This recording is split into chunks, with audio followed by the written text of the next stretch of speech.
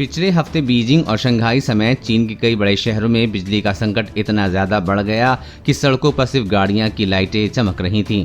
इस बिजली संकट से चीन में आम लोगों का जीवन तो प्रभावित हुआ ही, चीन की अर्थव्यवस्था को भी नुकसान उठाना पड़ा, क्योंकि बिजली न होने से फैक्ट्रियां बंद करनी पड़ी, उत्पादन रुक गया। और ऐसा इसलिए हुआ क्योंकि चीन में पावर प्लांट के पास कोयले की कमी हो गई।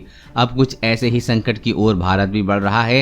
हालांकि सरकार ने इससे इनकार किया है, जबकि कई राज्य सरकारों ने कोयले के संकट का दावा किया है। देश में कोयले से चलने वाले कुल 135 पावर प्लांट हैं। सभी पावर प्लांट को कम से कम 20 दिनों का कोयला भंडार रखना होता है, लेकिन सितंबर अक्टूबर में सभी पावर प्लांट के पास कोयले का भंडार घटकर चंद दिनों का रह गया। 25 पावर प्लांट में 3 अक्टूबर को 7 दिन से भी कम समय का कोयला भंडार था।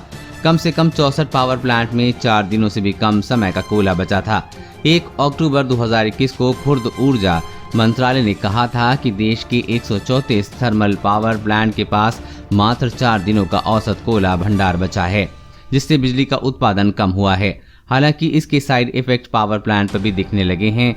देश के कई प्लांट्स में बिजली उत्पादन घट गया है। सबसे महत्वपूर्ण सवाल ये है कि जब पावर प्लांट में हमेशा कम से कम 20 दिन का स्टॉक होने का नियम मौजूद है, तो फिर सिर्फ 4 दिन का कोयला स्टॉक ही क्यों मौजूद है? यानी कि अगर 4 दिन कोयला नहीं आया तो पूरे देश में अंधेरा छा जाएगा। देश और दुनिया की हर अपडेट पाने के लिए चैनल को सब्सक्राइब करें।